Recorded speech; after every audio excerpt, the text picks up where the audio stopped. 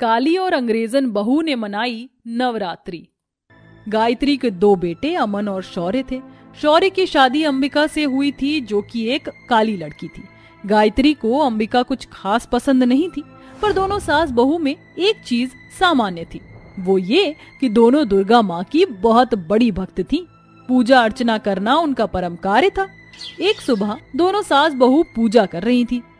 हे काल रात्रि हे कल्याणी, तेरा जोड़ धरा पर कोई नहीं, मेरी माँ के बराबर कोई नहीं, मेरी माँ के बराबर कोई नहीं, तेरी ममता से जो गहरा था ऐसा तो सागर कोई नहीं, मेरी माँ के बराबर कोई नहीं, मेरी माँ के बराबर कोई नहीं।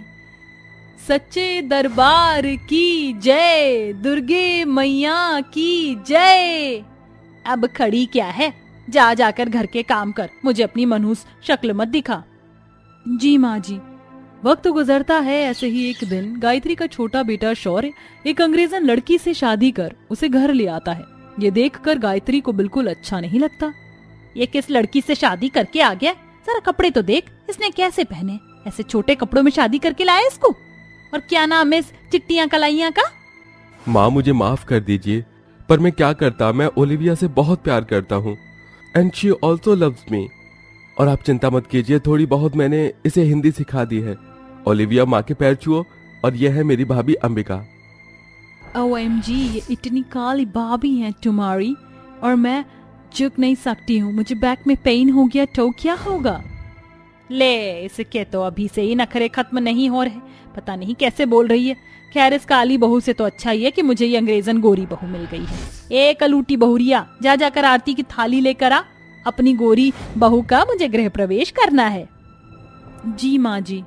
फिर काली बहू आरती की थाली लाती है और गायत्री अपनी अंग्रेजन बहू का गृह प्रवेश करती है। अगले दिन अंबिका अंग्रेजन बहू को उठाने जाती है तो नींद में ओलिविया कहती है, ओह प्लीज काली जेठानी जी, प्लीज सोने दीजिए, आई एम सो टायर्ड। पर ओलिविया, आज तुम्हारी पहली रसोई है, माँ जी गुस्सा करेंगी, मुझ पर भी उन्होंने गुस्सा किया था, उन्हें सारा काम टाइम पर चाहिए। सो व्हाट, तुम्हारी जैसी खाली की बात अलग है और मेरी अलग, नॉट जस्ट गेट लॉस्ट। ये सब क्या हो रहा है यहाँ सुबह सुबह, इतनी आवाज क्यों आ रही है? काली कोयली, तू यहाँ पर क्या कर रही है मेरी बहू के कमरे में? वो माँ जी, देवरानी जी की आज पहली रस्म की रसोई होगी ना, इसलिए मैं उन्हें बुलाने आई थी, बस गुस्सा हो गई सोने के लिए। उसको आएगा जब ही तो करवाऊंगी, वो सोना चाहती है तो उसे सोने दे, ये सब नौकरानी के काम करने के लिए तू है ना, काफी है। मुझे उससे कोई रस्म नहीं करवानी, चल जा यहाँ से काली चुड़ैल। जी माँ। गायत्री की डांट सुनकर अंबिका काम करने चली जाती है। और अंग्रेजन बहू, तुझे साड़ी वगैरह पहनना नहीं आती तो मैं बता दूंगी, तू अब से वही पहनना जैसे तेरी काली जेठानी साड़ी पहनती है। नो वे माँ जी, फर्स्ट ऑफ ऑल मैं आपको बता दूं, ना तो मैं यहाँ का कोई नौकरानी वाला काम करूंगी, ना कोई रस्म, और मुझे आता भी नहीं है ये खाना पीना बनाना। और हाँ, सुबह ब्रेकफास्ट में मुझे लाइट खाना चाहिए, ज्यादा ऑयली नहीं, लाइक रिफाइंड घी से घर की सब्जी रोटी मत बनवाना। और दूसरी बात, मैं ऐसे ही कपड़े पहनूंगी, शॉर्ट ड्रेस वाले। फिलहाल आफ्टर शादी मुझे अपने कुछ दोस्तों से मिलने जाना है लंच में, तो मैं जा रही हूँ, बाय। पर बहू, ये ठीक नहीं है। डोंट फोर्स माँ जी। फिर ओलिविया रेडी होकर सुबह सुबह लॉन्ज में पहुंचकर दोस्तों के साथ पार्टी करती है और गायत्री उससे कुछ नहीं कह पाती। वक्त गुजरता है। अब अंग्रेजन बहू घर का कोई काम नहीं करती थी, घर का सारा काम काली बहू ही करती थी और गायत्री अंग्रेजन बहू को कुछ नहीं कहती थी, चाहे वह अपनी मर्जी के छोटे कपड़े पहने या पार्टी करने जाए। घर का सारा काम अंबिका करती थी, उसके बावजूद भी गायत्री उसे ताना ही मारती थी और बार बार कालेपन का ताना दिया करती थी। देखते ही देखते नवरात्रि के दिन आ जाते हैं और दोनों सास बहू सफाई करके माता की चौकी लगाकर पूजा करती हैं। पूजा का समय हो गया है, मैंने पूजा की सारी तैयारी कर ली है, आप आ जाइए और देवरानी जी को भी बुला लेते हैं। ठीक है, ओ गोरी बहू, मेरी रसमलाई आ जा। हाँ, सर पर कुछ दुपट्टा रख लो, कम से कम आज तो साड़ी पहन ले, आज पहली नवरात्रि है। तभी फ्रस्ट्रेट होकर शॉर्ट ड्रेस में ओलिविया आती है। What happened? आप सब सुबह सुबह क्यों चिल्लाने लग जाते हैं मेरे कान पर? अरे देवरानी जी, आज नवरात्रि है। माँ जी और मैंने नवरात्रि का पहला व्रत भी रखा है। आप भी पहला व्रत रखेंगे ना? और आपने साड़ी क्यों नहीं पहनी आज? बहू, कम से कम आज तो कर ले ये सब। ओह प्लीज, मैंने बोल दिया ना आपको, ये फालतू की चीजें मैं नहीं करने वाली। मुझे कोई फास्ट वगैरह भी नहीं रखना है, आप ही खड़ो। आज मेरी कसिनो पार्टी है, सो बाय। बहू, तू बेकार जगह जा रही है ना, जहाँ पर सट्टा बट्टा लगाते हैं, जुआ खेलते हैं। बहू, ये सब अच्छी चीज नहीं होती। अच्छा, अब आप बताएंगी कि मुझे क्या करना चाहिए क्या नहीं। मैं वही करूंगी जो मेरा मन करेगा। ये कहकर ओलिविया कसीनो चली जाती है। फिर दोनों सास बहू माता रानी की पूजा कर लेते हैं। दोनों ने व्रत रखा था। गायत्री ओलिविया को जितना समझाती थी, ओलिविया उतना ही गायत्री का दिल दुखाती थी, जिस वजह से गायत्री को अब काली बहू अच्छी लगने लगी थी। नवरात्रि के 5वें दिन सास कहती है, बहू, सुबह से कुछ नहीं खाया और कल भी नहीं खाया था, ये ले फल खा ले। अरे नहीं माँ जी, मैं बिल्कुल ठीक हूँ, आप खा लीजिए। आपने भी कुछ नहीं खाया आज? ठीक है, दोनों साथ में खा लेते हैं। आज माँ जी ने पहली बार मेरे लिए कुछ कहा। लगता है माता रानी सब ठीक कर देंगी। फिर दोनों सास बहू साथ में फलाहार करती हैं। ऐसे ही नवरात्रि का 9वां दिन भी आ जाता है, जहाँ सास बहू एक साथ 9 कन्याओं को खाना खिलाने के लिए तैयारी करते हैं। हलवा, पूरी, चने, खीर बनाते हैं। बहू, सारी तैयारी कर ली ना? जी माँ जी, आप निश्चिंत रहिए। माँ जी, मैं एक बार देवरानी जी को बोलूं क्या? आज तो उन्हें आना चाहिए ताकि 9 कन्याओं को साथ में खाना खिला दे। देख ले बहू, पर वो तो कल रात से घर पर ही नहीं आई, पार्टी में गई थी। अरे हाँ माँ जी। माँ जी, आप बच्चों को बुला लीजिए, मैं जब तक आसन की तैयारी कर देती हूँ। फिर गायत्री बच्चों को बुलाकर घर वापस आती है कि उसे नशे की धुत में अंदर आते हुए अंग्रेजन बहू दिखती है। उसके पीछे पीछे वो कमरे में चली जाती है, जहाँ अंग्रेजन बहू बेड पर बैठकर चिकन खाती है। उसको देख गायत्री चिल्लाती है, हे भगवान, बेड़ा गर्क को इसका, इसने तो आज का इतना पवित्र दिन अशुभ बना दिया। घर में मांस मच्छी ले आई है। माता रानी, हमें क्षमा करना, हम कन्याओं को खाना कैसे खिलाएंगे? सब भ्रष्ट हो गया। ओलिविया बहू, तुझे जरा सी भी शर्म नहीं है? ये क्या किया तूने? और ये क्या तेरे मुंह से शराब की बू आ रही है? ओ बूढ़ी अम्मा, चुप रहिए, कुछ नहीं पता। भूख लग रही है, मुझे खाना खाने दीजिए। आज तो पीने की तमन्ना है, आज तो चिकन खाने का इरादा है। तभी गुस्से में गायत्री ओलिविया के मुंह पर एक गिलास पानी फेंक के मारती है। तभी अंबिका कहती है, माँ जी, ये आप क्या कर रही हैं? वो होश में नहीं है, जाने दीजिए। नहीं बहू, इसको अपनाने के लिए मैंने इसकी सारी फालतू की चीज मानी और तेरे साथ इतना गलत व्यवहार किया। मुझे माफ कर दे, पर इसने जो किया है उसकी सजा तो इसे मिलेगी। पता नहीं मेरे बेटे ने इसे कैसे पसंद कर लिया। माँ जी, मुझे माफ कर दीजिए, मुझसे बहुत बड़ी गलती हो गई। मैंने आपको क्या बोला, क्या किया, क्यों कर दिया, मुझे कुछ समझ नहीं आ रहा। पर मैं जानती हूँ मैंने आप सबका दिल दुखाया है। अब सही मैं जेठानी जी की तरह इस घर को संभालने में मदद करूंगी। जेठानी जी, मैंने आपको भी बहुत भला बुरा कहा, उसके लिए भी आई एम सॉरी। माँ जी, कन्या के आने का टाइम है, हम जब तक साफ सफाई कर लेते हैं। ठीक है बहू, तेरे कहने पर मैं अंग्रेजन बहू को माफ कर रही हूँ। फिर तीनों सास बहू घर की साफ सफाई करती हैं, मांसाहारी चीज को बाहर फेंकती हैं।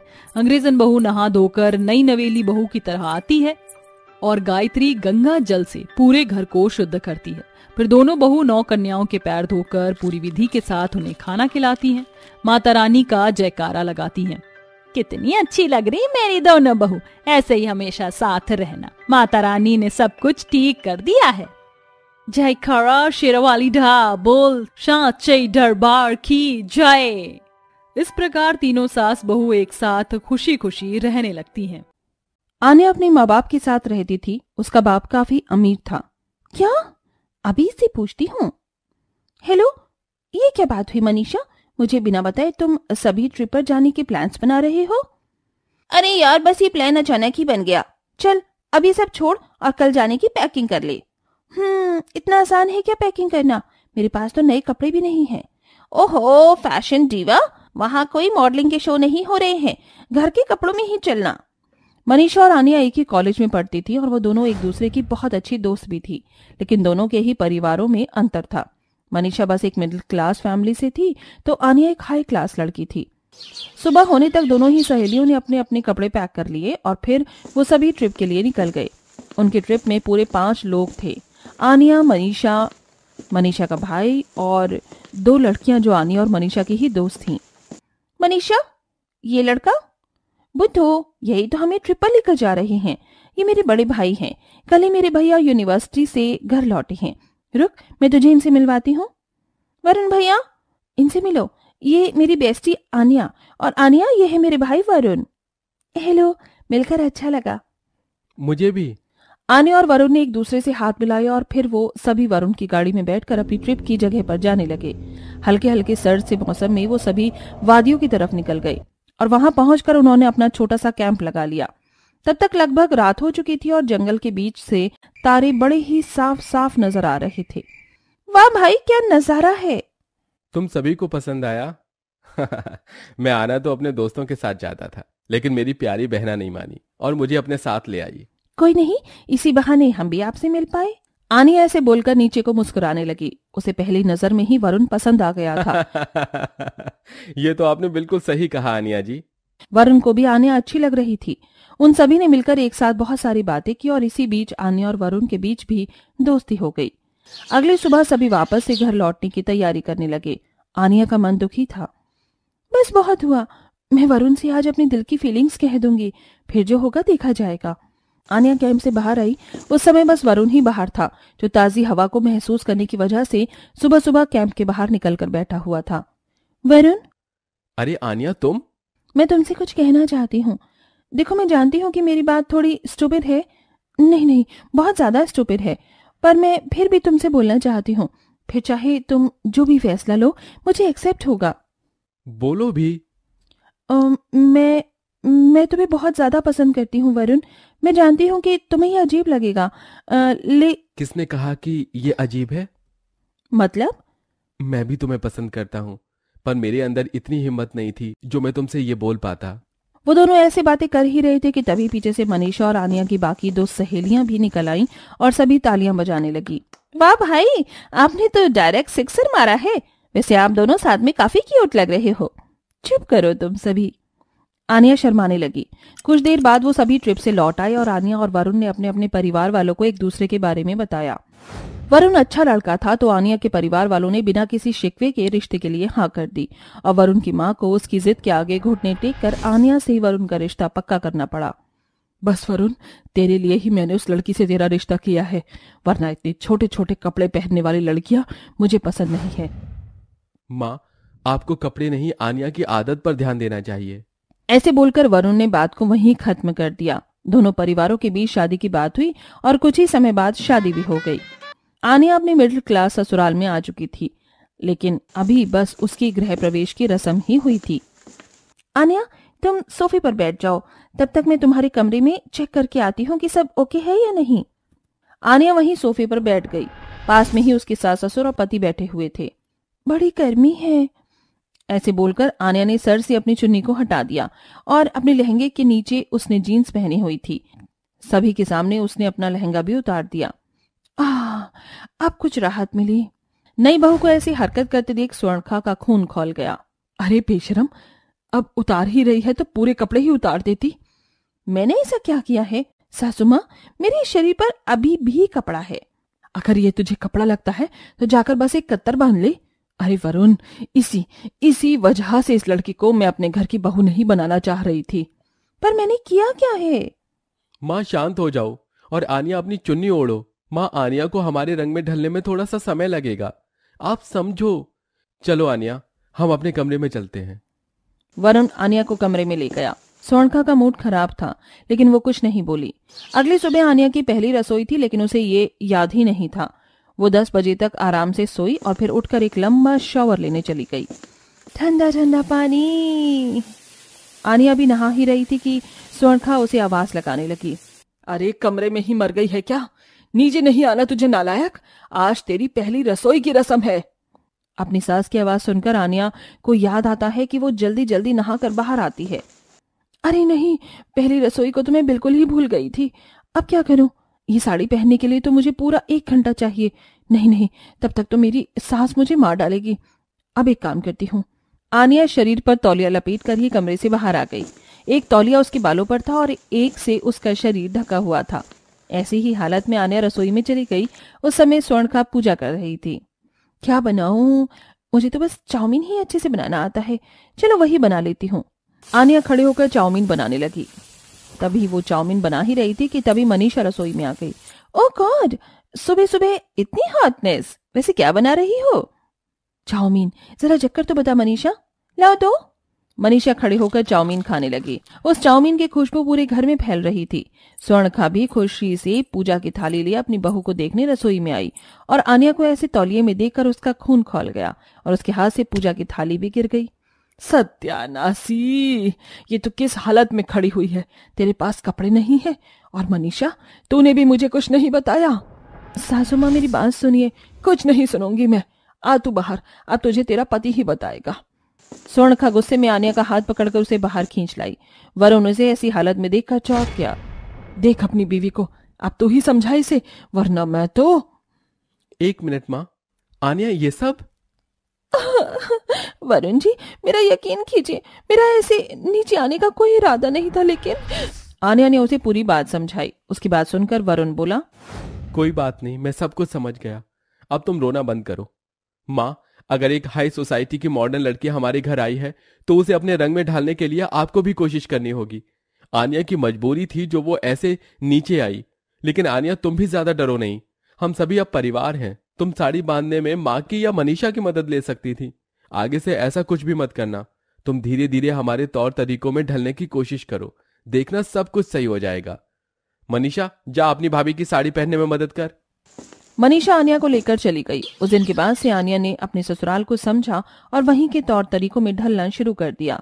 स्वर्णखा भी अब इस सब से उसकी मदद कर रही थी और अब सब मिलजुल कर खुशी से रहते हैं।